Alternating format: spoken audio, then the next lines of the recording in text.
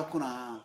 이 은사를 통해서 하나님께서 교회를 아름답게 세워가시고 또 우리에게 주시고자 하는 모든 축복이 그냥 하늘에서 빛과 함께 쫙 이렇게 내려오는 게 아니라 모든 성도들 속에 은사를 부으셔가지고 서로가 서로를 이렇게 섬기도록 이렇게 하시면서 또 이 섬김을 통해 가지고 당신 없이는 못 살아 뭐 이런 얘기를 안 할 수 없는 거죠.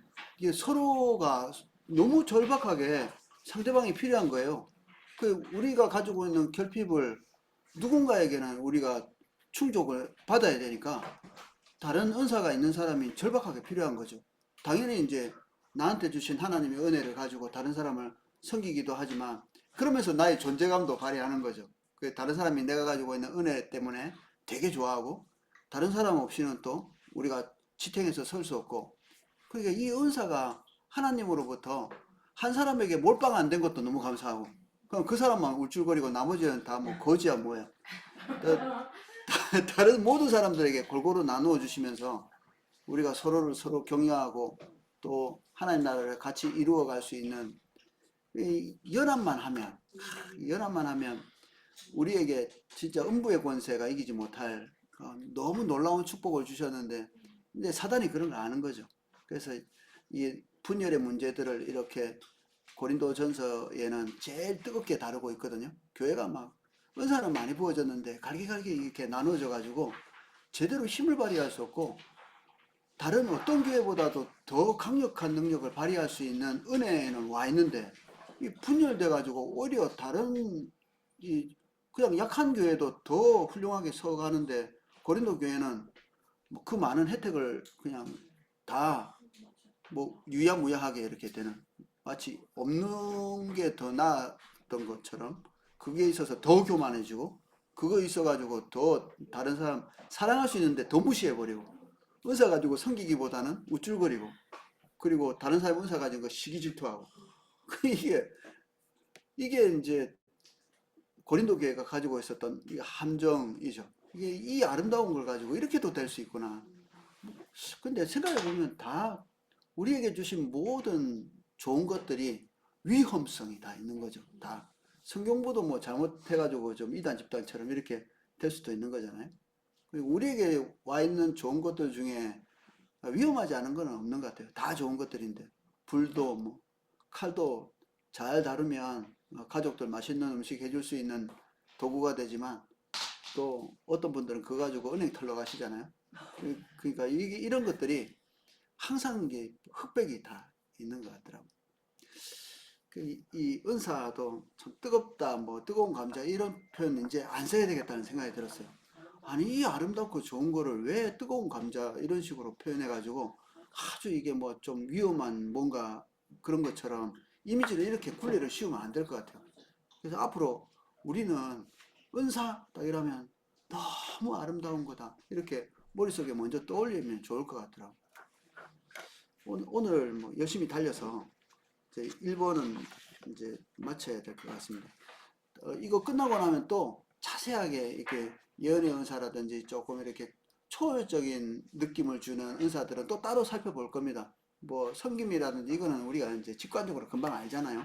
근데 요게 알기는 아는데 이게 뭐지 구체적으로 또뭐 방언의 은사도 이것도 뭐 있기는 한데 이게 뭐지 이렇게 생각할 만한 거는 뒤에 또 따로 다룹니다. 요 다음 과 2번에 나오니까 오늘은 부지런히 좀 가보겠습니다. 300? 291. 291. 열심히 안 했구나.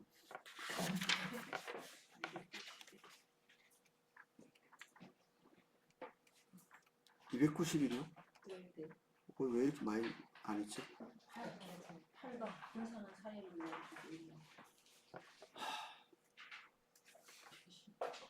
할 게 너무 많은데 그럼. 은사는 사역을 위한 도구이며 그리스도인의 성숙과 필연적으로 상관이 있는 것은 아니다. 우리는 각각의 신자들에게 영적 은사가 주어졌음을 인식해야 한다. 성숙하지 못한 신자라도 주님으로부터 영적 은사를 받는다. 이것은 많은 영적 은사를 받았지만 교리나 행위에 있어서 성숙하지 못했던 고린도 교회를 보면 금방 알 수 있다. 고린도 교회가 너희들은 육신적인 그리스도인이야 이렇게 했죠. 육신적이라는 것은 우리가 원래 육신적인 사람이었죠. 원래 우리 몸은 우리 도구거든요. 훈련하는 데가 되어 있습니다. 옛날에 우리가 어떻게 살았죠? 육신적으로 살았죠. 그냥 육신적으로 산다는 거는 그 몸에서 나오는 호르몬대로 그냥 여성은 에스트로겐 나오는 대로 그렇게 살아가고 남성은 테스토스테론 나오는 대로 남성처럼 그냥 동물처럼 이렇게 살아간 겁니다. 이렇게 살다가 이제 거듭났음에도 불구하고 우리 영은 주님을 바라보고 있지만 육신은 아직도 훈련이 안 된 상태거든요. 육신은 그런데 다행히도 훈련하면 됩니다. 개 훈련시키듯이 몸을 훈련을 계속 시키면 됩니다. 육은. 훈련을 계속 시키면 얘가 어느 시점이 딱 지나면 더 이상 저항하지 않고 이렇게 되죠. 말도 처음에는 사람 타면 막 죽으려고 그러죠. 막 날뛰고. 근데 이게 노련한 사람들은 딱 이렇게 막 고삐를 잡고 결국에는 이게 훈련을 시켜내잖아요. 뭐 소도 마찬가지고 동물 훈련시키는 것처럼 이 육신은 훈련을 시켜내면 어느 시점까지만 가면 얘가 더 이상 저항하지 않고 하나님의 인도를 따라서 우리 육신이 사용될 수 있도록 딱 가는 지점이 있습니다. 새벽 기도도 뭐 죽을 똥 살똥 지금 할 때가 있었죠. 우리가 옛날에. 이게 뭐 알람 올려놓고 맨날 한 1년 그냥 지나가고 또 일어났는데 거의 정신없이 이렇게 하기도 하고. 근데 새벽 기도가 어느 날 좋아지고 눈도 자동으로 떠지고 하나도 안 힘들고 눈 뜨자마자 설레이는 마음이 생기고 이거는 이게 동물을 훈련시킨 것처럼 내 몸을 그동안 훈련시켜 가지고 주님하고 나하고 영적인 관계가 항상 좋죠. 근데 몸이 또 그렇게 되게 그동안 이렇게 잘 만들어 온 거죠. 그래서 우리 감정도 똑같습니다. 하나님 기뻐하는 것 그대로 기뻐하고 하나님 슬퍼하는 건 슬퍼하고 이렇게 훈련시키는 데는 동물에게 훈련시키는 것처럼 똥 가리고 오줌 가리고 이렇게 할 수 있도록 훈련시키는 것처럼 일정 기간의 훈련이 필요합니다. 그래서 우리 저기 밴쿠버 초소처럼 계속 성령의 인도를 따라 살도록 일정 기간 동안 하면 저분들이 처음에는 악종부터 해도 어느 시점이 지나면 그게 훨씬 편할걸요.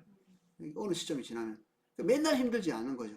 이 땅에 사는 동안에 고난이 있을 거라 그랬는데 그 고난이라는 게 외부적으로 뭐 압박을 당한다 이런 것들도 당연히 포함되지만 한 면에서는 우리가 육신적으로 그냥 자유롭게 살아갈 수 있는 그때를 이제 지나와서 거슬려서 이렇게 살아야 되죠. 그게 이제 좀 힘들죠. 근데 그게 영원히 그렇지 않습니다. 어느 한 시점이 지나고 나면 이제 얘가 고분고분하고 포기하고 말을 듣고 이렇게 하면 주님의 인도를 따라 잘 이렇게 갈 수 있도록 그렇게 조금만 할 때까지만 인내하고 견디면 됩니다. 그 하나님께서 우리를 훈련시키느라고 우리가 약간의 고통을 느끼거든요. 이게 징계인데 징계가 우리에게 계속 어느 정도 계속되면 우리가 잘 됩니다. 육체가 이제 반응을 잘 하기 시작하고 그때 되면 징계는 이제 더 이상 징계가 아니고요. 다시 옛날로 돌아가고 싶지 않죠. 옛날에 뭐 제가 그 처음 사역 시작할 때 새벽 기도 할 때마다 주님 빨리 오시기를 항상 기도했거든요. 이놈의 새벽 기도 좀 안 하게 주님 오시면 좋겠다. 그래도 계속 뭐 사역하면 어쩔 수 없지 뭐. 계속 해야지. 나중에 목사님 무서워했더니 목사님이 우리 여주 목사님 말고 부산에 있을 때 제가 교육전도사로 있을 때 나는 이제 당연히 해야 된다고 생각하고 이제 목사님도 무섭고 이렇게 새벽 기도를 했는데 나중에 이제 그만두고 나올 때쯤인데 이런 말씀 하시더라고. 젊은 사람이 잠도 없나 어떻게 그렇게 안 빠지고 나오냐고. 자기가 나오라고 해놓고 이게 안 나오면 안 되게 이렇게 시스템을 만들었고 근데 앞에 있는 사역자는 안 나왔나 봐요. 계기고 한두 번 하다가 포기하고 이렇게 했나 봐. 근데 이제 오히려 목사님 무서운 게 훨씬 좋았죠. 이렇게 목사님을 이렇게 쉽게 생각 안 하고 좀 어렵게 생각했기 때문에 앞에 사역자들은 다 이제 중간에 하다가 애따 모르겠다 하고 이렇게 안 했는데 저는 멀리서도 차 타고 오면서 그냥 계속 오고 한 번은 얼마나 정신이 없는지 설교하러 와야 되는데 거의 다 와 보니까 추리닝을 입고 왔더라고요. 양복을 입고 와야 되는데 이게 어쩐지 오늘은 컨디션이 좋다 이렇게 하고 이렇게 오늘 내가 이제 성화됐나? 이렇게 새벽에 이렇게 가볍다니 이렇게 왔는데 세상에 설교해야 되는데 추리닝을 입고 그래도 위에는 어떻게 입고 와가지고 밑에만 추리닝 입고 그 설교하고 뭐 그 성도님들 이렇게 기도시켜 놓고 내려왔죠. 하나님 은혜로 안 들켰습니다. 다행히 유리강대상이 아니라서 뭐 안 보이고. 그날 또 은혜가 또 더 있대? 이상하게.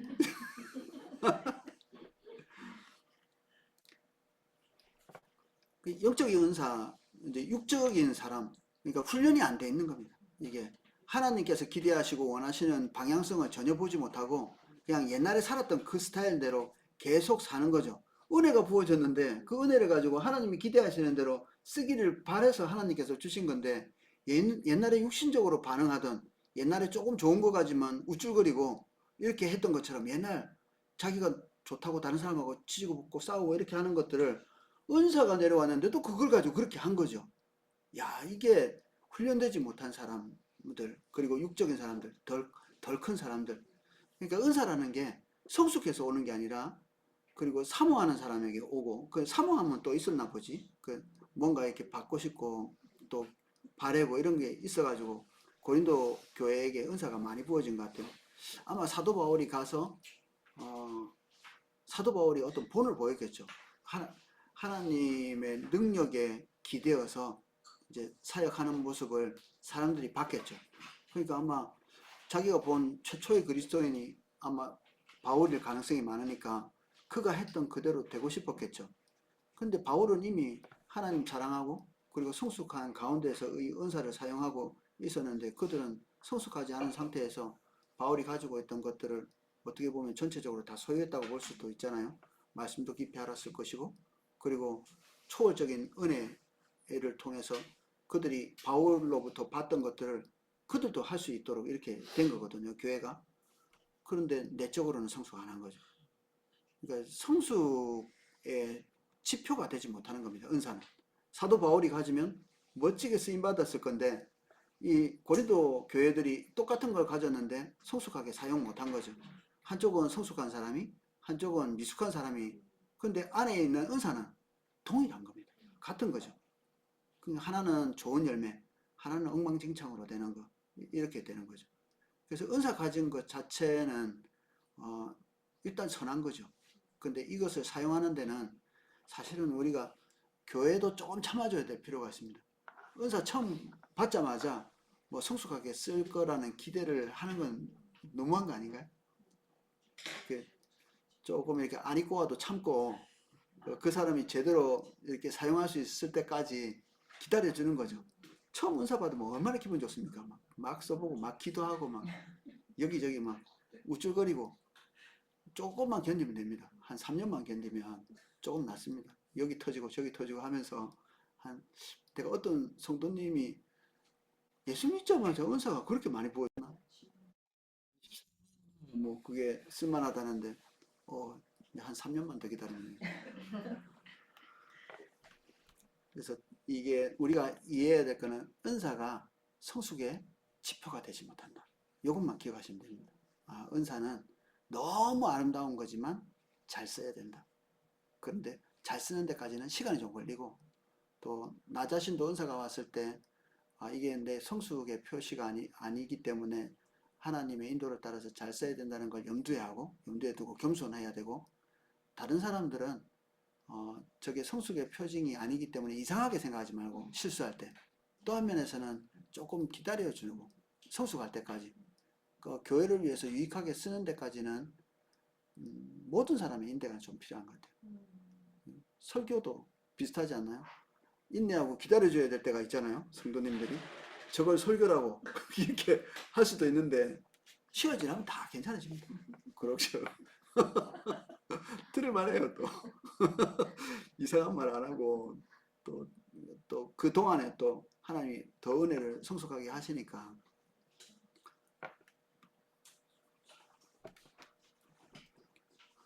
저는 처음부터 설교를 잘했습니다. 그 대한민국에서 제일 잘하는 사람들 거 다 뺏겼기 때문에 처음부터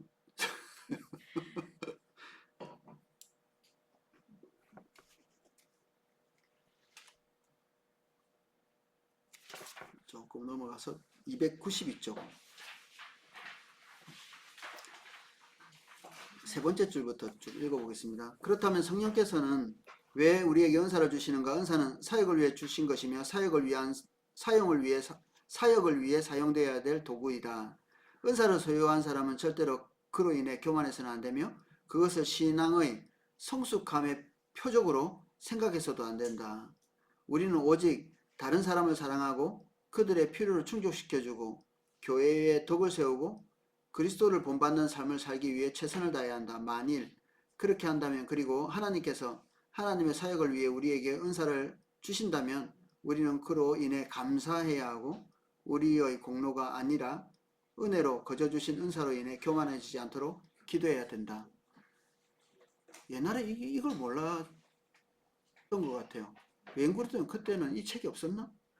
예, 이것만 있어도 그 혼란이 없었을 텐데 지난 한 10년, 20년 동안에 은사 때문에 이렇게 혼란스러운 일은 없었을 것 같은데 이게 사실 배우지 못해서 그래요. 이거를 은사를 우리가 다뤄본 적도 별로 없었고 이게 나타날 때 어떻게 해야 될지 어떻게 대처해야 될지를 잘 몰랐는데 이제 이렇게 하면서 성숙해 가는 거죠. 한국 교회가 처음부터 계시가 확 열어지는 게 아니라 하나님께서 점진적으로 조금씩 열어주시는 것 같아요.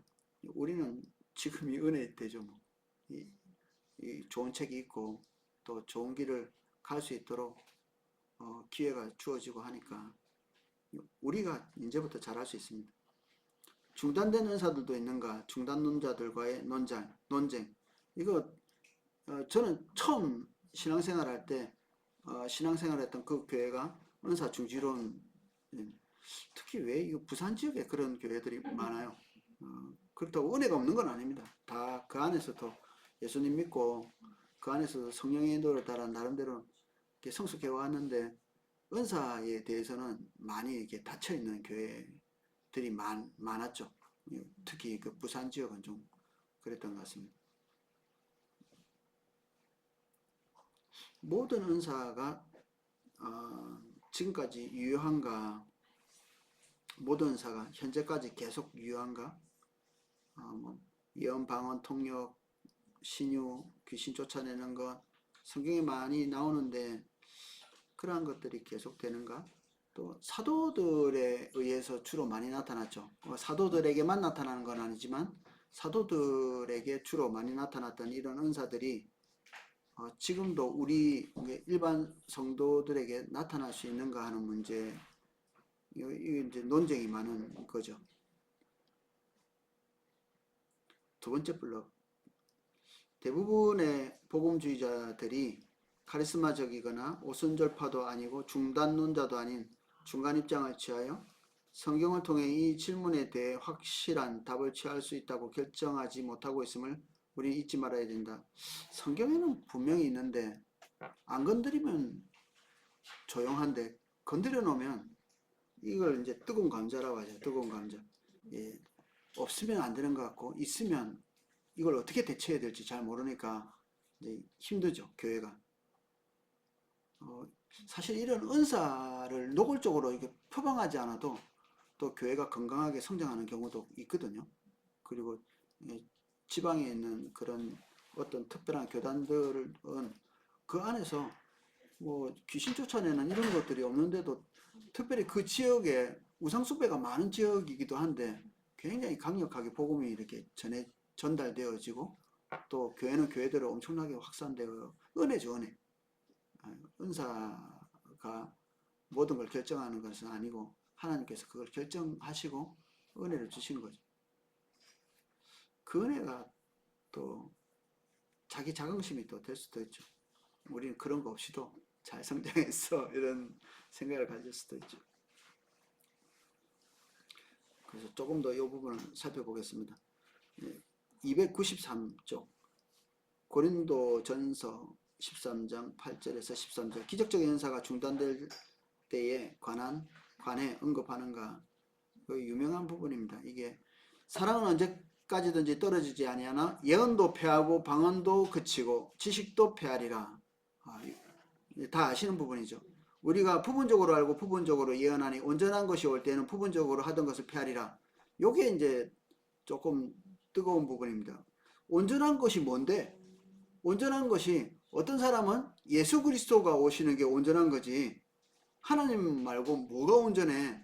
주님이 오실 때가 온전한 거지. 하나님 나라가 완전히 열어지고 완성이 되는 그날이 온전한 거지. 뭐 다른 온전한 게 있겠어? 이런 생각을 한다면 은사는 언제까지 가야 되는 거죠? 주님 오시는 날까지 가야 되는 거죠.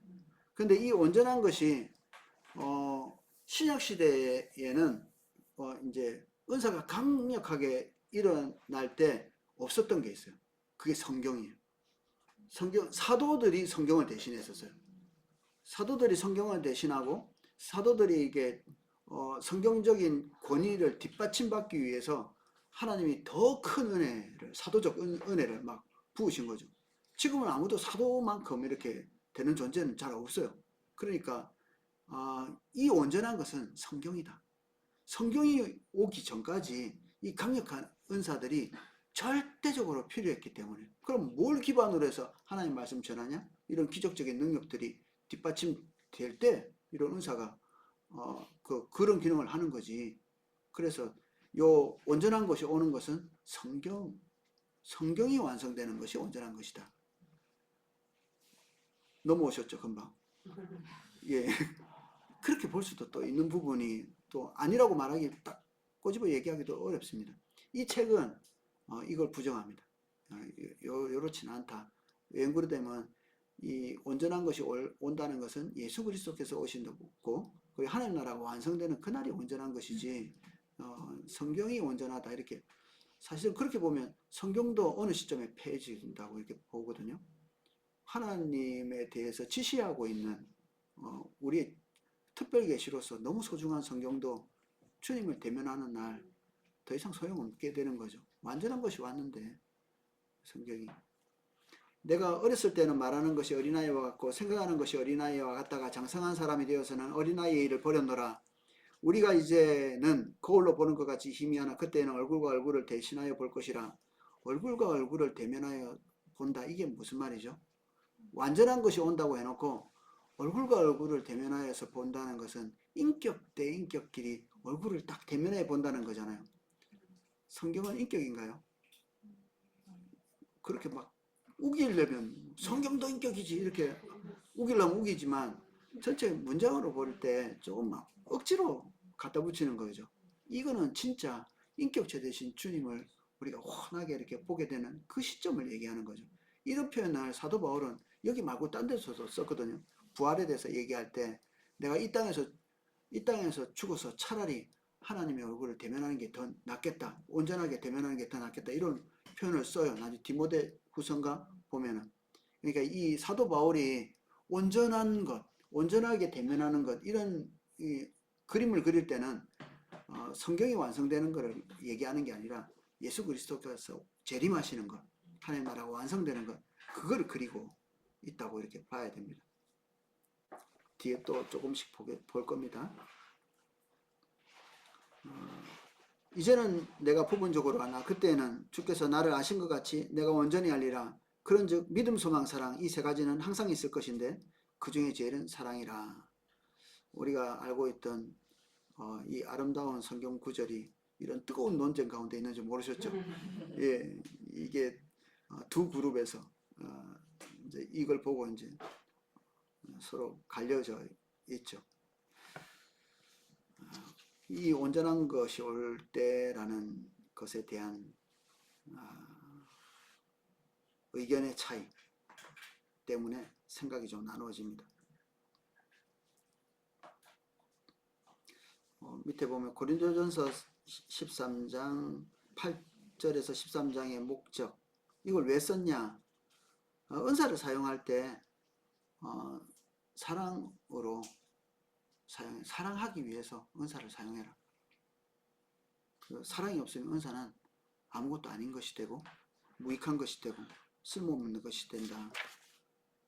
그런 얘기를 하고 있는 겁니다. 이 우리가 읽었던 방금 그 얘기의 전체적인 주제는 은사를 사용하되 사랑하기 위해서 써라. 사랑이 없으면 은사는 아무것도 아니다. 그것이 이 글의 원천적인 주제입니다.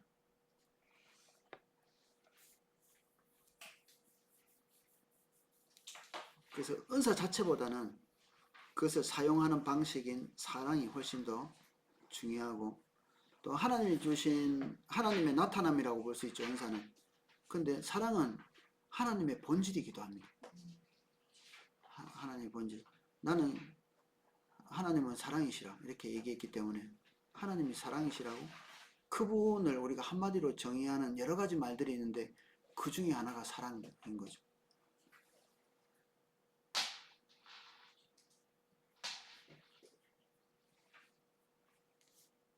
B번 고린도전서 3장 10절 그리스도께서 재림하실 때 예언이 중단된다.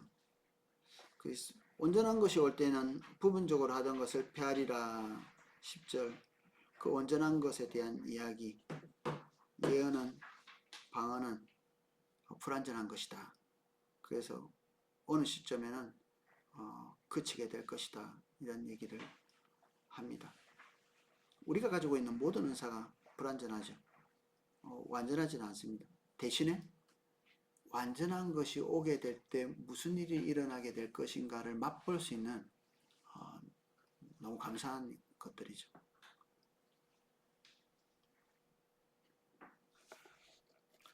그래서 여기서 하고 싶은 말의 결론은 사도 바울이 주님의 재림 때를 염두에 두고 이 말을 하고 있다, 이런 주장을 하고 있습니다. 295쪽 중간쯤에 1번 이렇게 되어 있습니다. 그 세 번째 및 1번부터 한번 읽어보겠습니다. 우선 12절의 의미가 성립되려면 10절에 주님의 재림에 관한 말씀이어야 된다. 12절에 그때는 온전한 것이 올 때를 가리키는데 12절을 보면 분명히 알 수 있다. 우리가 이제는 거울로 보는 것 같이 희미하나 그때는 얼굴과 얼굴을 대하여 볼 것이요 이제는 내가 부분적으로 하나 그때에는 주께서 나를 아신 것 같이 내가 온전히 하리라. 이 온전함이 읽으면 읽을수록 인격에 대한 거죠. 언제 얼굴과 얼굴을 대하여 볼 것인가, 언제 주께서 나를 아신 것 같이 알 수 있게 될 것인가. 이게 성경이 나타날 때라기보다는 주님이 재림하실 때라고 보는 게 훨씬 더 올바르다. 넘어가도록 하겠습니다.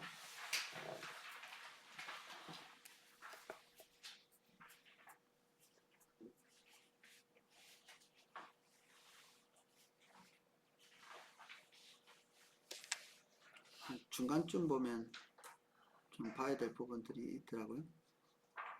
은사, 특별히 그나마 온전하다고 하는 예언의 은사를 강조하고 있는데 방언보다는 예언의 은사, 왜냐하면 다른 사람을 도울 수 있는 기능이 더 있으니까 방언은 자기를 위한 것이고 예언은 그나마 교회를 돌볼 수 있는 좋은 도구가 되기 때문에 예언을 하려고 하라, 이렇게 얘기하면서도 예언 그거조차도 지금 현재는 불완전하기에 잘못 이해했던 것들로부터 자유로워질 것을 기대했다. 그의 지식은 자신에 대한 하나님의 지식과 유사하게 될 것이다. 왜냐하면 이 세상에서 이해할 수 있는 한계를 초월할 것이고 잘못된 인식들이 사라질 것이기 때문이다. 그러나 그와 같은 지식은 주님이 재림하실 때에만 가능하다. 우리가 진짜 온전하게 주님을 알게 되는 것은 그분이 오셔서 직접 당신의 형상을 보이실 때 외에는 다 조금씩 불안하죠. 부분적으로 보고 갈 뿐입니다. 이게. 그래서 은사가 아무리 뭐 강력하게 열려도 모든 것을 다 비춰주지는 않고 한 부분 한 부분 이제 우리가 배워가는 거죠.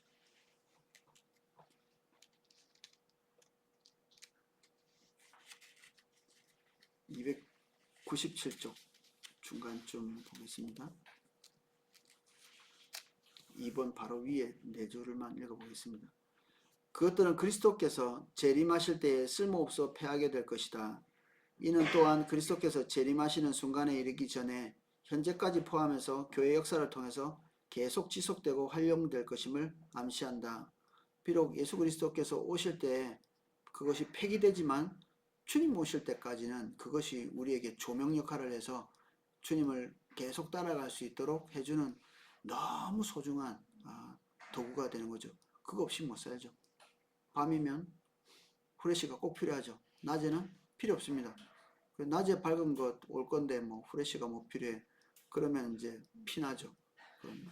가다가 넘어집니다. 그러니까 꼭 필요한 것들입니다. 그 밑에 2번 온전한 것이 올 때가 곧 그리스도의 재림 때여야 하는 또 다른 이유는 그 구절의 목적에 잘 드러나 있다. 바울은 사랑의 위대함을 강조하면서 사랑은 언제까지든지 떨어지지 아니한다는 사실을 증거한다. 이 사실을 증명하기 위해서 그는 다른 은사들과는 달리 사랑은 주님의 재림 후에도 계속 있을 것임을 주장하는데 이는 상당히 설득력 있는 주장이다. 사랑은 우주를 향한 하나님의 계획에 있어 너무 근본적이기 때문에 또 하나님 그분 자체의 성품이기도 하고 이 세대의 그리스도의 재림 때에 이 세대에서 그리스도의 재림 때까지 저 세대에도 넘어간 후에도 계속 지속될 것이다. 그것은 영원토록 지속될 것이다. 다른 모든 것들은 끝나는데 재림 이후에도 남아있을 것은 그리스도의 이 성품, 하나님의 본질인 사랑은 계속 남아있을 것이다. 두 가지를 동시에 나타내죠. 하나는 끝날 시효성이 있는 은사와 그 영원할 사랑, 이게 두 가지를 얘기합니다. 계속 반복해서 강조하는 내용들입니다. 재림 때까지 계속될 은사에 대한 이야기를 계속하고 있고요. 그 밑에 298쪽에 보면 반론도 좀 있는 것 같습니다. 반론.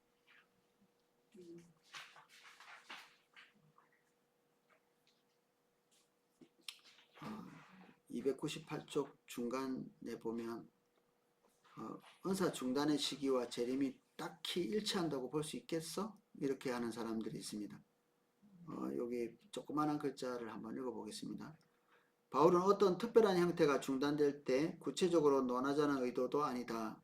그가 주장하는 것은 온전한 것이 올 때에 신자의 현재 부분이 지식이 패할 것이라는 것 뿐이다. 적어도 이 구절을 볼 때 예언과 방언의 중단 문제는 아직 결정되지 못한 문제이며 다른 구절이나 논리에 근거해서 결정해야 할 문제다.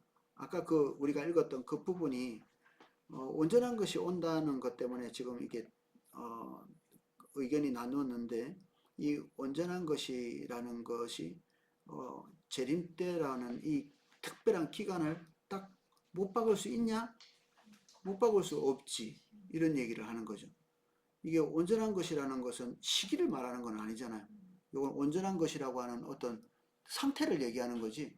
그게 꼭 예수 그리스도의 재림을 말하는 것일 수 있냐? 중간에 얼마든지 다른 시점에 온전한 것이 올 수 있는 거 아니겠어? 이런 얘기를 하는 거죠. 논리적이죠. 이거는 때를 말하는 건 아니군. 이렇게 생각할 수도, 이 사람 말이 맞는 거면, 최소한, 이 온전한 것이 올 때에는 이런 말을 가지고는 시기를 정하기는 좀 어려운 거죠. 시기를. 재림의 때. 근데 이제, 아까 우리가 설명한 거는 그 뒤에 후속적으로 오는 어떤 문장들을 이렇게 보면서 이제 포괄적으로 이렇게 이해해 볼 때, 요거는 재림의 때라고 이렇게 얘기하는 건데, 이 사람 같은 경우에는 그 앞에 있는 문장, 그 문장을 주로 이제 뜨겁게 이렇게 가지고 논쟁하는 건데, 이 구절을 가지고는 때를 논할 수는 없다. 이 얘기를 하는 겁니다. 그는 또한 예언과 방언 지식에 덧붙여 바울이 성경 지필과 염두에 두고 있었는지 모른다고 했다. 예언, 방언 지식 이런 것들이 결국 하나님의 뜻을 계시하는 건데 그 하나님의 뜻을 계시하는 최고의 정점은 성경 아니겠어? 이렇게 얘기하는 거죠.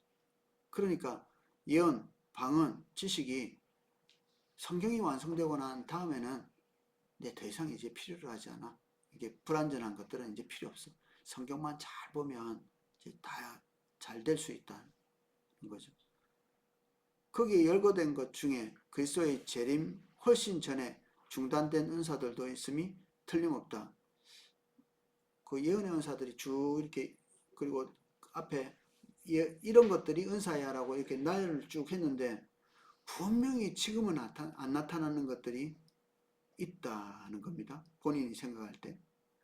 성경 집필이란 성경을 기록하는 과정을 의미한다. 따라서 계피는 열거된 은사 중에 이미 중단된 것이 있을 수 있다고 결론을 내린다. 사도연사 같은 것들은 거의 중단됐다 이렇게 보여집니다. 사도들이 또 있지는 않으니까. 그런 직임도 없죠. 근데 어떤 그룹에서는 그런 직임을 또 있어가지고 뭐 사도로 세우시기도 하시고 자기들끼리.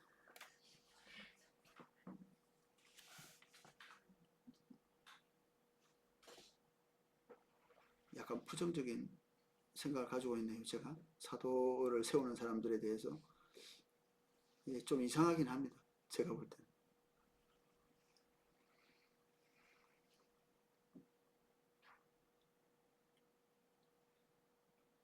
밑에는 이제 다시 반론의 반론을 제기하고 있는데, 이런 얘기를 합니다.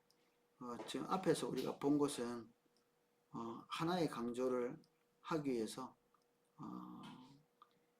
작은 다른 진리들은 다 가려놓은 거다. 지금 앞에 있는 우리가 말했던 이 완전한 것이 올 때라고 하는 이것들을 해석하면서 요거는 시간적인 것을 말하지 않는다. 그러니까 재림의 때처럼 우리가 시간을 말할 수 있는 그런 것이 아니기 때문에 요건 아니라고 이렇게 주장하다 보면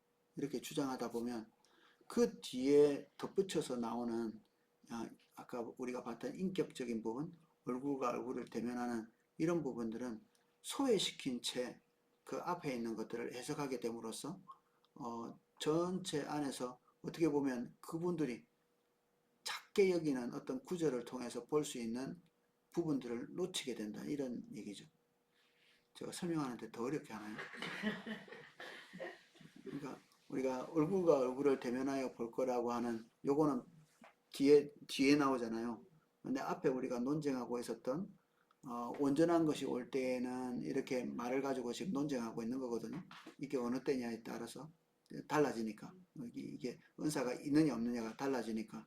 근데 앞에 거가 좋아. 그래 앞에 거 너 주장대로 이렇게 그게 성경이 완성됐다라고 보자.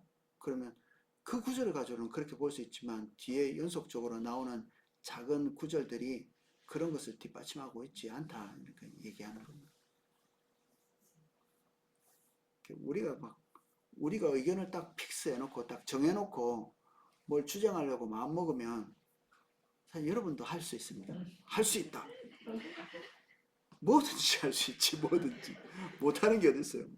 다 이단 집단들이 다 성경 보고 성경의 내용을 가지고 다 가져와가지고 제멋대로 사용하고 있는 거죠. 이렇게 저렇게 요리하면서 이번 주에 그 목사님이 그 설교 여기 포도나무교회 개인마다 자기 목표나 자기 생각이 너무나 확고하기 때문에 성경조차도 휘고 자기 중심적으로 해석하는 경우 많다. 특히 큐티 같은 거 할 때 너무 위험하고 그 큐티 은혜 나눈다고 이렇게 하는데 헐 그 저런 해석 같으면 불경을 봐도 되겠다. 신문을 봐도 저 정도 은혜는 받겠네. 그런 싶은 성경에서 전혀 말하고 있지 않은 내용인데 은혜롭게 해석은 하세요. 근데 그 정도 해석할 것 같으면 굳이 성경을 안 봐도 우리가 성경을 보고 큐티하는 이유가 뭐죠? 진리의 말씀대로 우리가 거기다 맞추는 거잖아요. 근데 뭐 은혜롭게 결론은 지어놓고 그걸 끌어다가 여기다가 적용하는 건 아니죠. 그렇게 할 것 같으면 뭐든지 다 할 수 있거든요. 소설책도 막 이렇게 큐티하면서 은혜 받을 수 있잖아요. 안 그래요? 어디에서 보면서 이걸 통해서 내가 어떤 중요한 진리를 발견한 것 같아. 실제로 그럴 수도 있고, 그럴 수도 있고. 목사님은 그 설교하시면서 어떤 드라마를 가지고 거기에 대해서 이렇게 하는데 그런 식으로 하는. 예, 너무 위험할 수 있습니다. 그래서 우리는 뭐 은혜도 좋지만 사실 진리를 벗어난 은혜는 은혜가 아니거든요. 그냥 자기 위로 제일 나쁜 표현으로 하자면 정신승리. 자기 혼자 이게 하나님의 은혜를 받고 있다고 스스로 느끼는 거죠. 그 스스로 기독교인이기 때문에 할 수 있는 이 어리석음일 수도 있습니다. 기독교인이 하나님의 계시를 따라서 주님의 진리 안에서 올바른 판단을 할 수도 있지만 주님과 교제를 떠나서 자기 스스로 가지고 있는 확고한 생각 때문에 오판할 수도 있죠. 그래가지고 이것저것 적용하다 보면 나중에 진짜 창피스러운 일을 당할 수 있습니다. 믿지 않는 사람은 이런 게 없거든요. 종교적인 이런 그 오판할 가능성이 없죠. 그러니까 눈이 엄청나게 날카로운 겁니다. 거기 가서 어줍잖하게 이렇게 성경 갖다 대고 이렇게 얘기하면 이게 박살이 납니다. 못 이겨요. 처음부터 우리가 틀렸거든. 우리는 진짜 하나님께서 말씀하신 것만 말씀이라고 하고 은혜 받은 것만 은혜라고 해야지 종교적인 단어를 너무 광폭으로 이렇게 쓰면 문제가 생겨요. 너무 광폭으로 써요. 할렐루야 은혜 됐습니다 이렇게 할 때 진짜 은혜인지 기분이 좋았는지 이거는 좀 구분할 필요가 있지 않나요?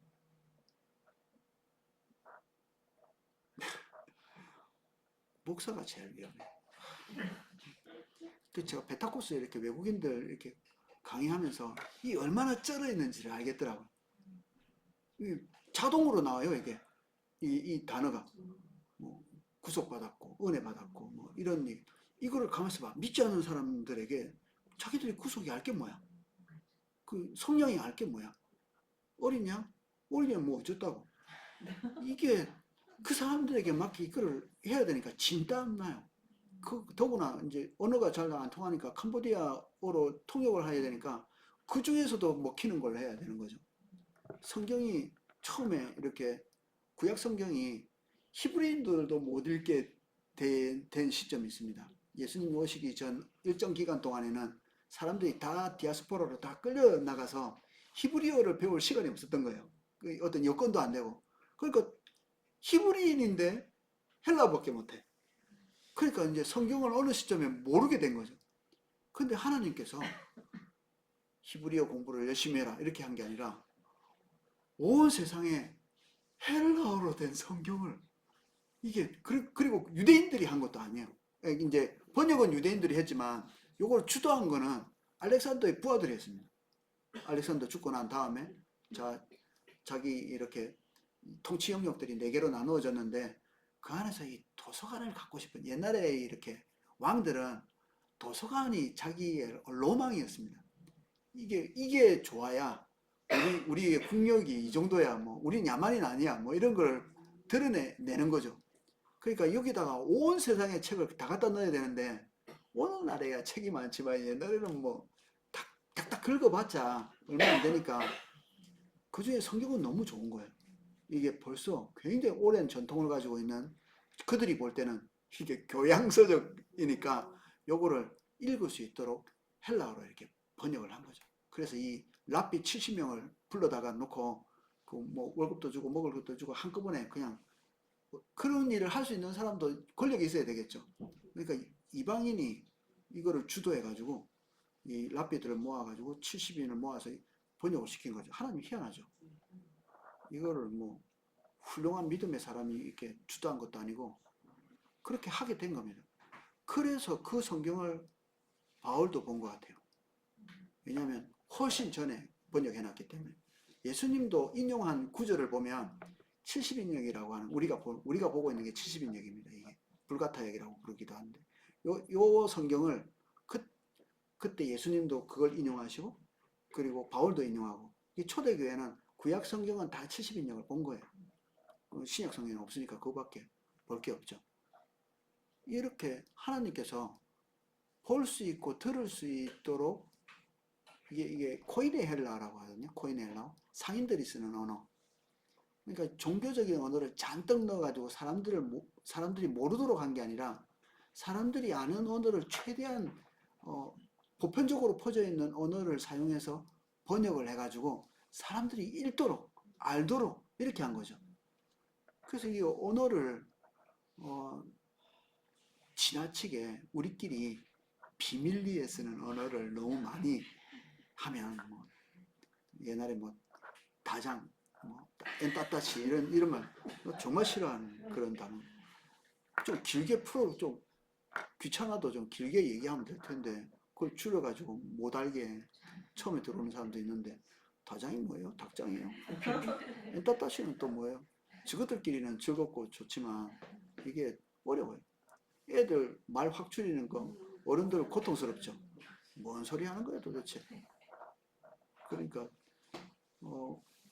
우리끼리의 개토의 언어는 좀 안 쓰는 게 좋아요. 이 습관적으로 개토가 유대인들이 자기들끼리 끼리끼리 모여서 사는 지역을 개토라고 하거든요. 우리도 끼리끼리 모여서 개토 만들기 쉽습니다. 언어적으로 그리고 문화적으로 다른 사람들이 넘어오지 못하도록. 우리 뭐 한 주 더 하죠 뭐. 어차피 오늘 교섭도 많이 했는데. 세계관에서 완전한 지혜를 찾게 보면 이중 언어 많이 나와요. 근데 그게 정말로요 필요해요. 제가 그 학군단 갔잖아요. 근데 학군단에 물론 학군단에 50개만 모이는 데도 있어요. 근데 저는 이제 전 후보생원이니까는 지난주에도 20명 중에 1명만 이제 결석하고 그 사람 이제 결석했고 19명 하는데 거기서 3분의 1만 그 예수를 믿는 애들이요. 교회 다니는 애들이요. 그러니까 나머지는 안 믿어요. 그러면 이렇게 뭐 하나님 은혜 뭐 이런 얘기하면 걔도 모르잖아요. 그렇죠. 되게 고민하고 가면서 이제 나도 모르게 그렇게 했다가 아 이 말은 이 말이야 하고 또 이제 이렇게 해주는 그런 적이 있었는데 아, 많이 준비 많이 해야겠다 그 생각했어요. 여조 목사님도 이번 주에 그런 얘기 하시더라고요. 동창회를 자주 가야 되겠다. 믿지 않는 사람들하고 계속 접촉면을 가지지 않으면 우리가 계속 어쩔 수 없이 자동으로 개토가 생기거든요. 그러니까 이 학군단 간다든지 뭐 YMC 간다든지 믿지 않는 사람들하고 계속 접해야 우리 언어가 이렇게 우리끼리 언어로 이렇게 굳어지지 않을 수 있을 것 같아요. 우리가 세상의 제사장 나라가 되려면 양쪽을 다 알아야 되잖아요. 하나님도 알고 믿지 않는 세계도 알고 이 두 개를 다 알아야 되니까 우리가 한쪽을 완전히 캄캄하게 모른다. 그러면 이제 좀 곤란한 겁니다 이게. 이제 왕따 되는 스스로 왕따 되는 거예요. 스타라고 하죠. 스스로 왕따 되는 거예요.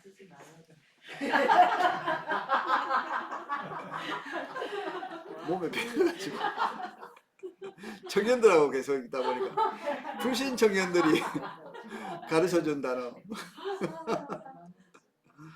그래요. 아이고. 그래요. 아, 갑자기 떨리기 시작합니다.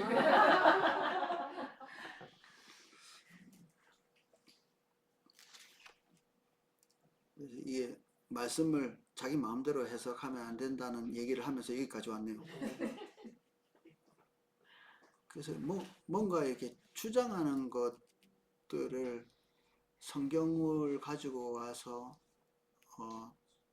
어떻게 자기 주장을 하는 습성을 좀 이겨야 됩니다. 이거를 싹 제어해야 됩니다. 말씀을 볼 때는 성경을 딱 볼 때는 일단 내 개인적인 기대를 내려놓는 게 좋습니다. 목표. 내가 이 성경을 볼 때 뭘 찾아내야지? 이렇게 하면 반드시 찾으십니다. 우리는 안 되는 게 없잖아요. 그러니까 그거 찾아내면 그게 성경 말씀이 아니죠. 그 예언서에 이런 거 있더라고요. 내가 포도주에 대해서 말하겠다 이렇게 얘기하면 사람들이 솔깃해서 듣는데요.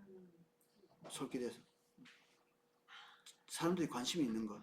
그때 완전히 그 이스라엘 타락에 있을 때 사람들의 관심사가 어디 좀 좋은 포도주 없나 이런 것들 그런 거에 집중하고 있었던 때니까 내가 하나님의 계시를 전하는데 포도주에 대해서 특별히 얘기할게 이렇게 얘기하면 사람들이 귀가 솔깃해서 듣는 요즘 같은 뭐 커피 이야기를 하나님 말씀하신다 이러면 금방 솔깃해서 듣겠죠. 근데 하나님께서 사람들의 관심사에 별로 주목하지 않으시거든요. 우리가 하나님의 관심사에 대해서 봐야죠. 하나님이 우리 관심사에 좀 알아주십시오. 이거는 까딱 잘못하면 기복신앙이 됩니다. 근데 하나님이 뭐에 대해서 관심 있는지를 알려면 자기가 관심 있는 걸 좀 내리는 게 좋습니다. 자기가 관심 있는 거. 너무 굳세요. 우리가. 굳세는 그것 때문에 하나님이 말씀하실 때 잘 못 듣습니다. 그 굳세다는 것이 우리가 경건한 동기에서부터 출발할 수도 있습니다.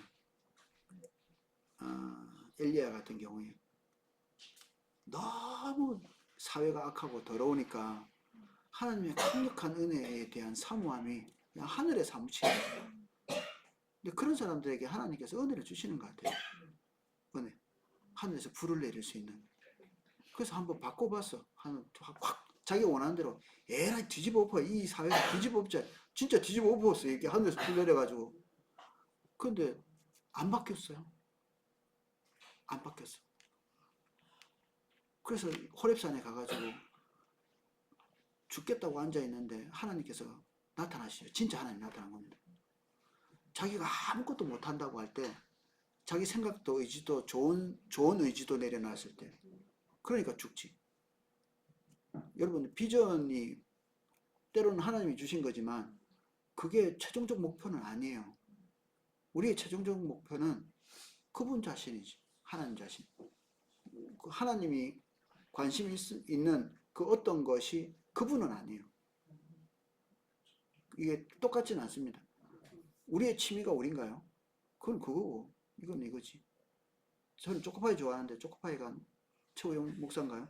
이게 다른 겁니다. 이게 하나님이 좋아하시는 어떤 것 있을 수 있지만 이건 다른 거죠. 그래서 하나님이 좋아하시는 것, 그 목표 우리에게 같이 알게 하셔서 달려갈 때 자칫하면 주님 놓치거든요. 계속해서 주님과 함께 그 길로 이렇게 가지 않으면 주님은 뒤에 놓고 하나님 주신 목표라고 달려가다 보면 거기에 도달했는데 주님 안 계시는 경우가 있습니다. 난감하죠. 은혜로 출발해서 육신으로 끝나버리는 이게 난감할 일이죠. 우리가 그러기 쉽습니다. 한국 사람이 열심히 해가지고 적당히 하면 되는데 지나치게 너무 많이 해가지고 그게 하나님 음성 다 놓치고 이게 엘리야에게 나타나는 현상이 엄청난 그 사무침, 영적인 사무침을 가지고 기도했는데 우리는 또 그런 사람 되려고 그래요. 하늘에서 불 내릴 사람. 그래서 뭐하게? 그래가지고 어떻게 됐다고? 불 내려가지고. 그 다음에 수순이 있잖아요. 자살하러 가야지. 이거 안 되는 거, 이것도 안 되는구만, 이것도. 이때까지 내가 평생 기도하고 뭐 하나님만 열심히 쫓았는데 그래서 하늘에 불 내려서 이제 됐다 싶었는데 그게 국가를 못 바꾸니까 그 죽겠다고 이렇게 앉아 있는데 하나님께서 진짜 이 본인이 원했던 강력한 방법으로 이렇게 나타나시는 것처럼 했는데 하나님이 안 나타나시잖아요. 바람이 와서 바위를 깨뜨릴 수 있나요? 얼마나 세게 강력하게 이렇게 왔으면 바위를 깨뜨리고 터져나가고 막 이런 엄청난 일들 불 가운데도 안 계시고 근데 그 안에 들릴 듯 말 듯한 세미한 음성이 이렇게 들리는데 그 사이에서 여호와께서 계셔서 말씀을 듣는데 그게 국가를 바꿉니다. 이제 국가가 돌이키지는 못해요. 그런데 하나님께서 세 가지 지시를 하는데 그거 딱 순종하죠. 죽을 때가 아닌 겁니다. 지금 자기가 원하고 기대한 것이 안 됐다고 죽을 때가 아니고 그때부터 출발하는 거예요. 진짜 사역은 그때부터 시작이다. 벽에 부딪혔을 때. 오늘 이 이상한 논쟁하는 사람 때문에 옆으로 많이 갔네.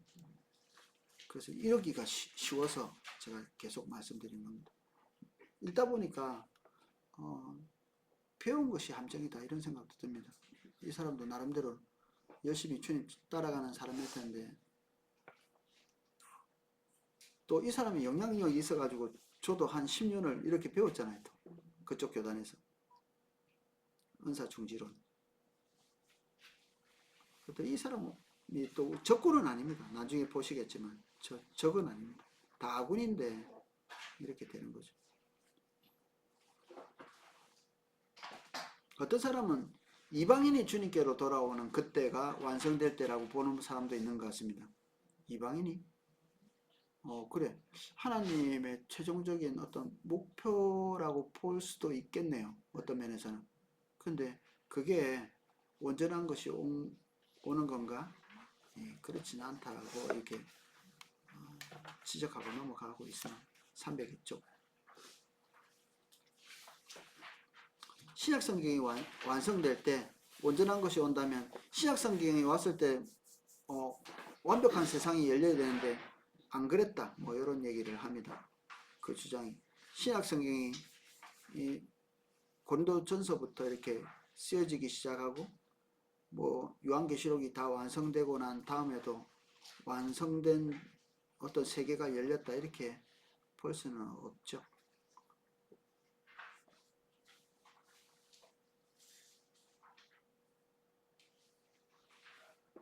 성경의 완성, 온전한 것이 올 때는 모든 것을 거치게 될 것이다.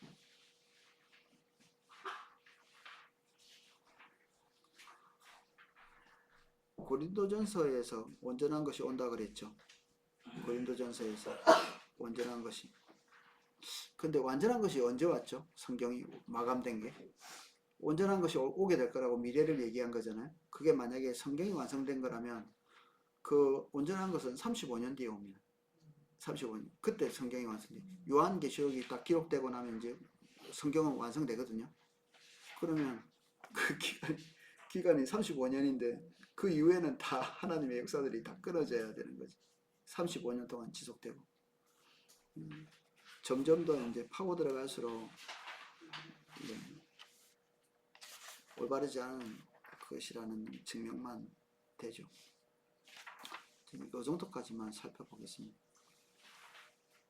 그래서 온전한 것은 그리스도의 재림 외에는 다른 의미로 대체가 가능하지 않다. 요게 정리가 됩니다. 303쪽에 마지막으로 정리된 것 한번 읽어보겠습니다. 두 번째 블록입니다. 마지막으로 이 제안은 직접적인 문맥과도 상충된다. 그리스도의 재림은 12절에 분명히 언급된 반면 신약 성경의 수집이나 성경의 완성 혹은 이방인들의 포함이나 교회의 성숙 같은 이게 이제 완전한 것이라고 해석하는 사람들이 있다는 얘기입니다. 그것이 무엇을 의미하든지 간에 오늘날 교회는 과연 성숙한가? 교회의 성숙을 완전한 것이라고 하면 고린도전서는 좀 난감하게 됩니다. 지금까지도 교회가 안 성숙해 있는데 일체의 언급이 없다. 이 모든 제안은 본문에 분명히 있는 한 가지 요소를 본문에서 볼 수 없는 여러 가지 새로운 요소로 대체하고 있는 셈이 된다. 리차드 개핀 교수는 예언의 은사가 오늘날은 유효하지 않다고 주장하면서도 10절의 온전한 것과 12절의 그때에는 확실히 그리스도의 재림을 가리킨다고 했다. 요 은사 중지론을 말하고 있는 학자들임에도 불구하고 그 사람들이 이 온전한 것이 온다는 것은 성경 문맥상 그리스도의 재림이라고 얘기한다는 거죠. 그 은사 중지론을 말하는 사람들 중에서 많은 사람들이 뒷받침하고 있는 것은 이 온전한 것이 성경이 완성되는 것이다 이렇게 얘기하고 있는데 은사 중지론 안에서도 그리스도의 재림이라고 얘기하는 사람들 있다는 거죠. 그쪽 진영에서도 이렇게 얘기하는 사람이 있다는 겁니다. 그러니까 더 확실하지 않냐 이런 얘기를 하는 거죠. 조그만한 글자 있습니다. 로이드 존스 목사님. 온전한 것이 올 때를 이제 해석해 놨습니다.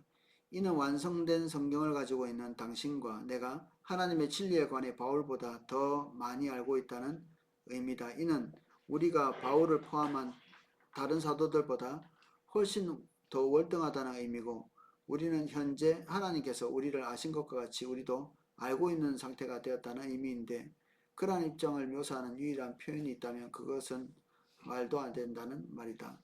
사도 바울은 신약 성경 전체를 읽지 못했죠.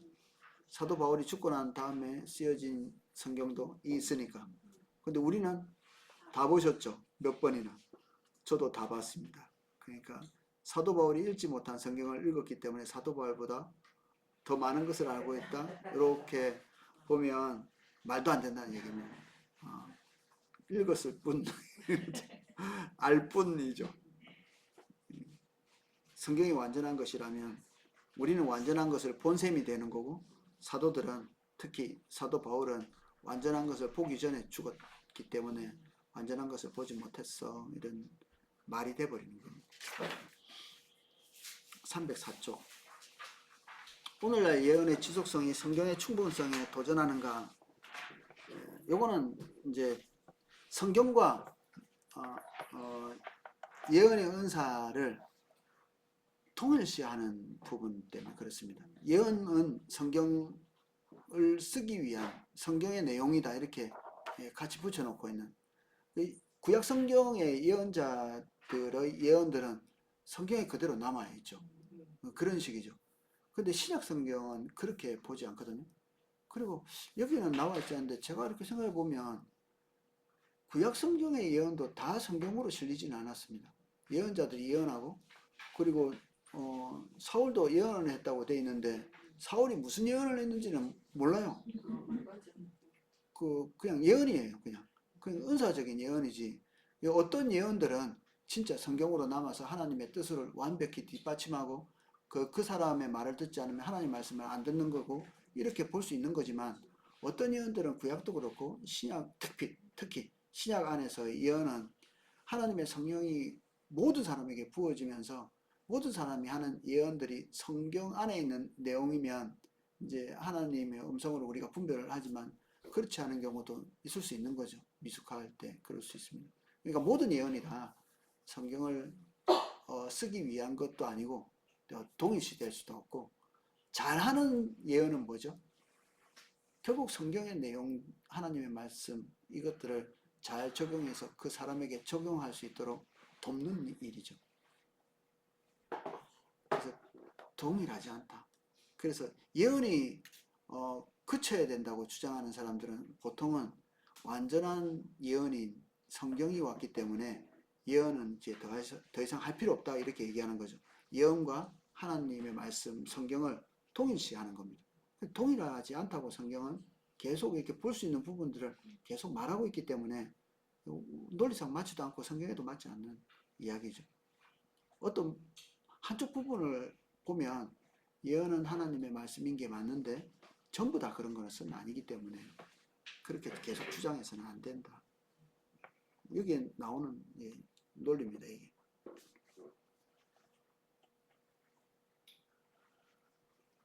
근데 이 은사 중시론자들도 다 예언과 성경을 동일시 보는 것은 또 아닌가 봐요.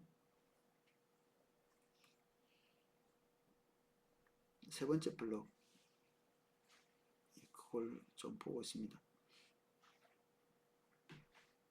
신약시대의 회중의 예언은 성경과 같은 권위를 가진다는 것이 많은 중단론자, 중단론자 이름을 이렇게 중단론자 이런 거 처음 들어보셨죠? 은사 중지론은 많이 들어보셨죠? 이제 우리는 은사 중지론자 이렇게 많이 배워와서 이제 다 같은 말인 것 같습니다. 중단론자 더 세 보이네요. 주장에 근거하기 때문에 이 질문은 대단히 중요하다. 그럼에도 불구하고 비중단론자들은 말이 예언을 그렇게 보지 않고 있다는데 주목해야 된다. 조지 말로는 내가 알기로 기독교 주류에 있는 비중단론자 중에 오늘날의 계시가 성경과 일치한다고 주장하는 사람은 하나도 없다. 중단론자들이 보기에 카리스마적인 신자들이 믿고 있는 것 혹은 믿어야 마땅하다고 생각하는 것에 대해 논하기보다 카리스마적인 이건 이제 은사를 강조하는 진영을 이렇게 부르는 겁니다. 카리스마가 은혜란 뜻이잖아요. 은사 이런 뜻인데 그런 것을 강조하는 특히 오순절 계통의 교단들을 얘기하는 겁니다. 실제로 믿고 있는 것에 대해 논하기 위해서 오늘날 예언이 폐지되었다고 주장하는 사람들은 카리스마적인 진영에서 가장 유력한 학자가 말하는 말에 관심을 가지고 귀를 기울임이 마땅하다. 더욱이 신약 교회에서 회중의 예언이 성경적 권위를 갖지 않았음은 다른 곳에 상세히 다룬 바 있다.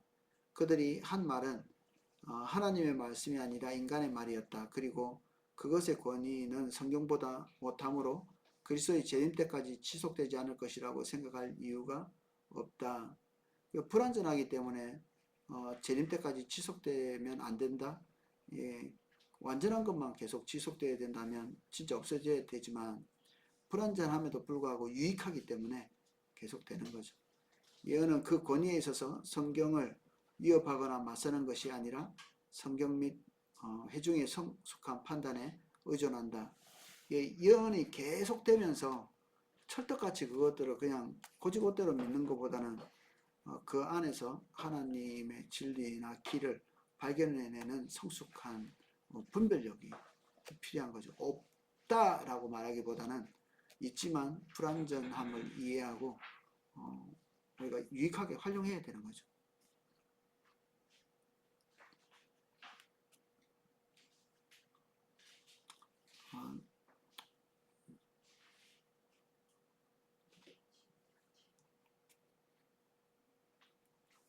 예언의 은사 때문에 교회가 시끄럽고 뭐 그것들 남용해가지고 교회가 어지럽고 뭐 이런 얘기를 하는 사람도 여기 기록되어 있습니다. 305쪽 마지막에 보면. 근데 여기에 대한 반론은 아까 말했던 그겁니다. 은사의 바른 사용이 불가능하지 않은 한 은사의 남용을 우려하여 은사의 바른 사용을 금할 수 없다. 은사는 얼마든지 바로 사용될 수 있는 가능성이 있는 겁니다. 그러니까 이게 잘못될 가능성이 있기 때문에 중지해서는 안 된다는 얘기를 하고 있습니다. 뭐든지 잘못될 수는 있죠.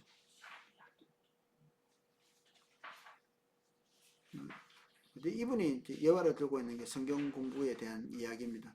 성경 공부도 얼마든지 잘못될 수 있는데 그걸 중단하자고 말하지는 않지 않냐 그런 거죠.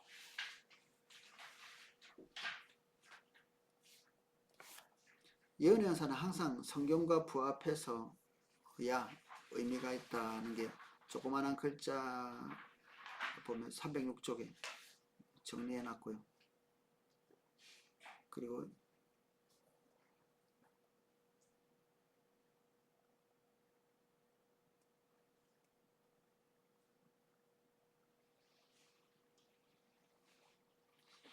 성령의 은사가 어떤 사람에게 길을 제시했다. 예를 들어서 그럴 때 그 사람에게 주어진 그 예언의 은사가 보편적 진리가 될 수 없습니다. 보편적 진리. 이 사람에게 주어진 어떤 은사의 내용들이 다른 모든 사람들에게 똑같이 적용될 수 있느냐? 그게 아닌 거예요. 그래서 이게 함정에 걸릴 수도 있는 거죠. 나 옛날에 하나님이 나에게 이렇게 말씀하셨으니까 너도 이렇게 해 이러면 큰일 나요. 저는 어떤 분들에게 일정한 시간 동안에 이런 걸 많이 강조했거든요. 열심히 하지 말고 주님의 음성을 좀 들어봐. 정확하게 듣고 막 달리지 말라는 뜻이거든요. 근데 어떤 사람은 게으르기 그지없어. 안 달려. 달릴 생각이 없어. 근데 그런 사람에게 이 얘기하면 큰 위로를 받겠죠. 자기 게으름에 대해서. 근데 보통 그런 얘기는 진짜 뭐 하나님 뜻이라면 앞뒤 안 가리고 막 달리는 사람들에게 주로 제가 그 얘기를 했거든요. 그래서 게으른 사람은 예외인 거예요. 어차피 안 갈 사람들은. 그 사람들은 움직여 이렇게 해야 되겠죠. 뭐 어떻게 해야 될지 모릅니다. 그 사람이 어떤 메시지가 또 올지도 모르고. 여주 목사님이 쓰시는 표현으로는 이겁니다. 개인의 경험을 일반화시키지 마라. 개인의 경험을 일반화시키지 마라. 함정에 빠질 수 있는 겁니다.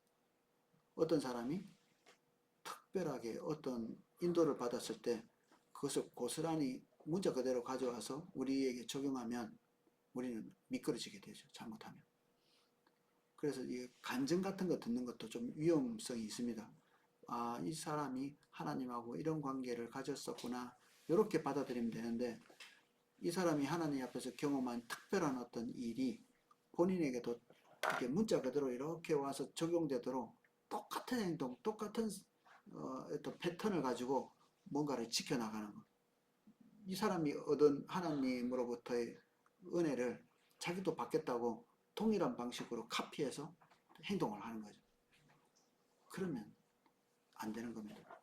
어떤 사람이 그런 은혜를 받았다고 해서 그것이 일반화되면 이거는 개인적으로 찾아오신 하나님을 오해하는 거죠. 보편성을 끌어내는 힘이 없죠, 우리가 잘. 그 안에서 진짜 이렇게 끄집어내야 되는 것은 그 사람이랑 하나님과 개인적인 관계를 가졌대. 여기서 끝나야 됩니다. 그 다음에 그래서 어떻게 했는데부터 이제 문제가 좀 되는 겁니다. 우리는 주로 간증을 왜 듣죠? 그래서 못 받았대. 그래서 이제 함정에 빠진. 공부하다 보니까 우리 모습들이 좀 적나라하게 잘 보이는 것 같더라고요. 이런 부분, 지금 은사 중지론자들과 이게 논쟁하는 건데 아직도 예언의 은사나 은사들이 필요로 한다는 게 기본 전제인데 이것들을 반론을 제기하는 분들과 논쟁을 하는 과정에서 또 이런 것도 보이고 저런 것도 보이고 우리가 하고 있는 비슷한 실수들도 자꾸만 이렇게 보여서 잡담이 좀 많습니다.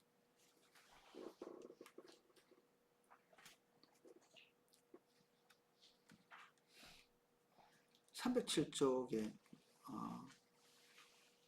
개핀교수라는 사람이 말한 것들, 개혁주의 성령의 조명, 종종 예언이라는 것은 즉각적으로 성경을 적용하는 성령의 역사를 가리키는 것으로 특별한 상황이나 문제에 대한 성경의 가르침을 즉각적으로 깨닫게 되는 경우가 있다.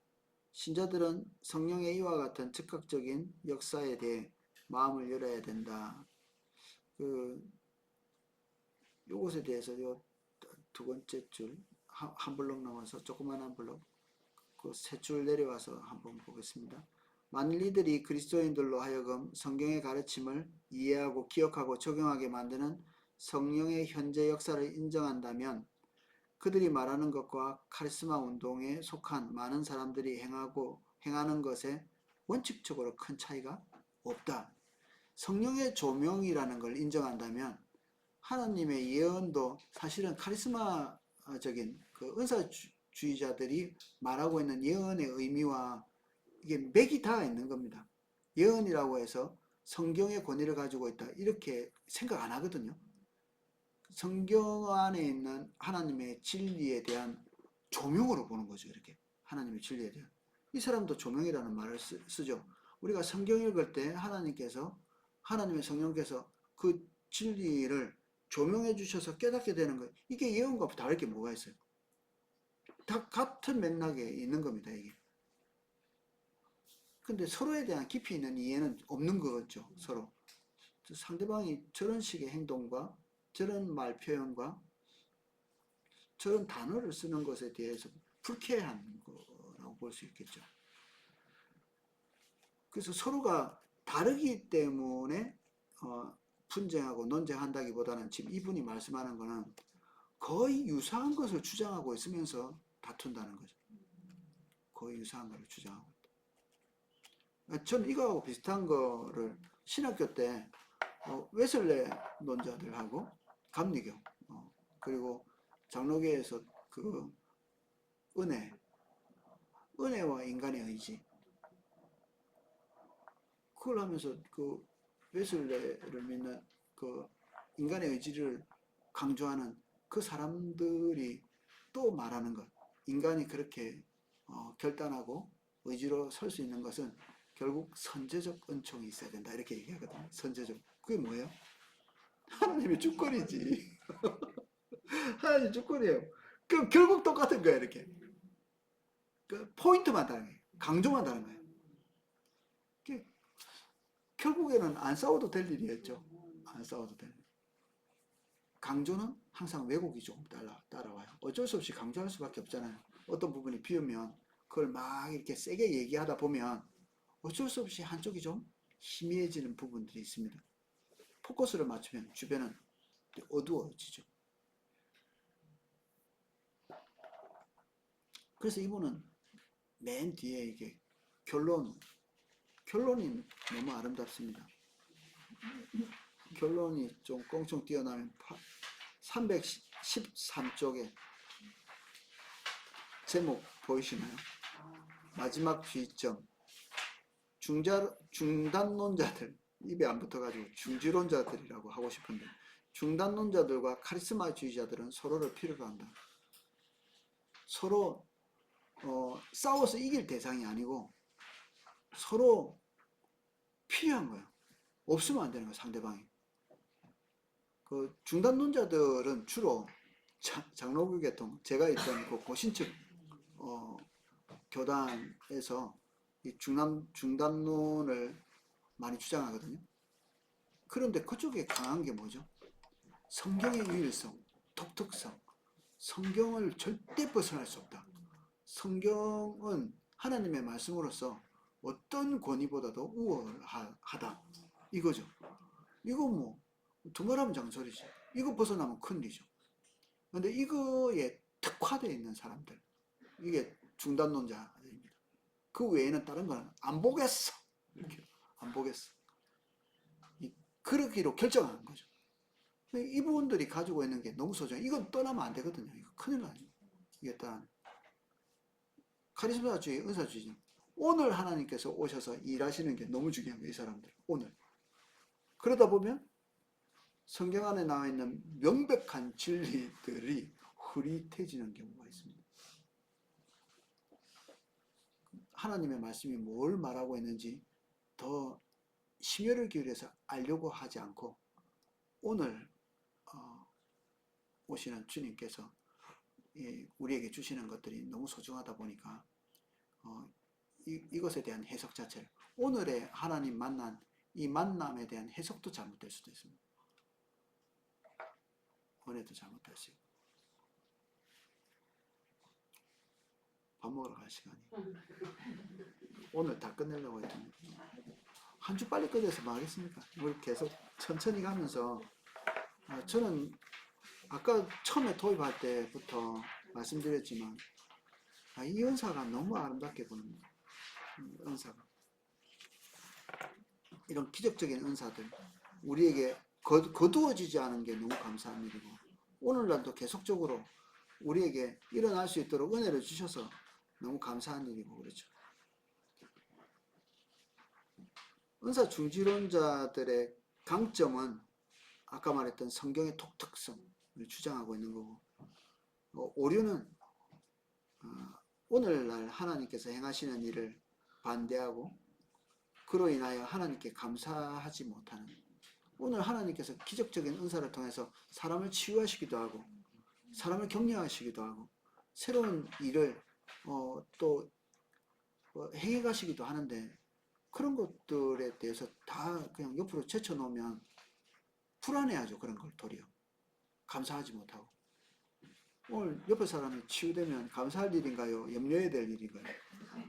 감사할 일이죠. 이게 은사 중지론자들은 걱정이 태산입니다.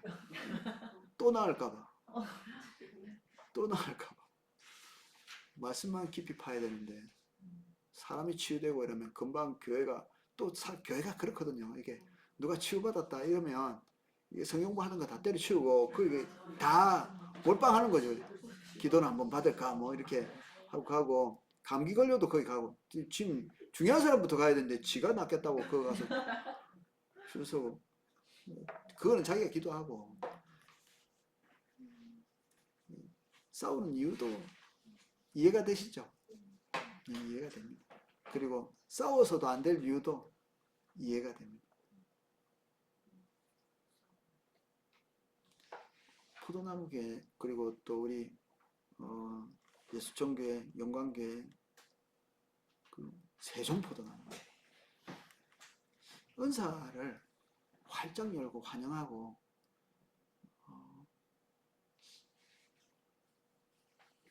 교회에다가 플랜카드를 하나 붙였으면 좋겠어요. 은사는 아름다워 인생은 아름다워 무슨 영화도 있더만 은사는 뜨거운 감자라고 하는 이게 우리 머릿속에 너무 오랫동안 각인돼 있어서 은사에 대해서 우리도 모르게 조심부터 하는 감사부터 해야 되는데 조심부터 하는 거. 혹시 질문할 거 있으신가요?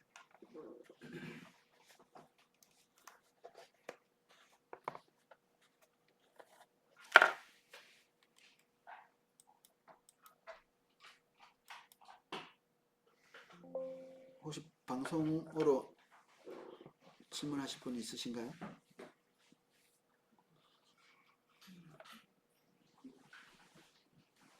질문하면 다 같이 뭔가를 하게 됩니다.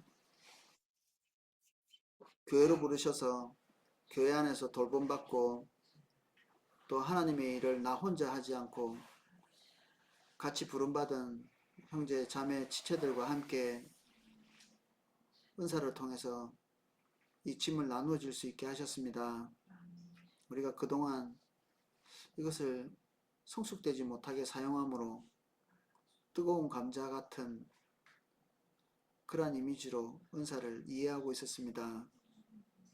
지극히 아름답고 지극히 온전하신 분이 우리에게 주신 이 선물을 우리가 부정적 시각을 가지고 보지 않도록 도와주시되 우리가 이 주신 은사 겸손한 마음으로 사랑의 자세로 교회를 섬기고 지체를 섬기기 위해서 사용할 수 있도록 도와주시고 없는 자는 달라고 이렇게 하나님께 요청하게 하시고 그리고 은사를 통해서 부족함을 보이는 지체들을 하나님이 인내하면서 기다리고 성숙할 때까지 우리가 관용할 수 있는 힘도 허락해 주십시오. 온전한 곳에 가기를 원하지만 지금 현재 우리는 은사를 통해서 온전한 것을 다 수용할 수는 없게 되었습니다. 하나님의 완전한 것이 올 때까지 우리가 겸손한 자세로 이 은사를 사용함으로 그리스도의 법을 성취해 갈 수 있도록 축복해 주십시오. 예수님 이름으로 기도합니다. 아멘.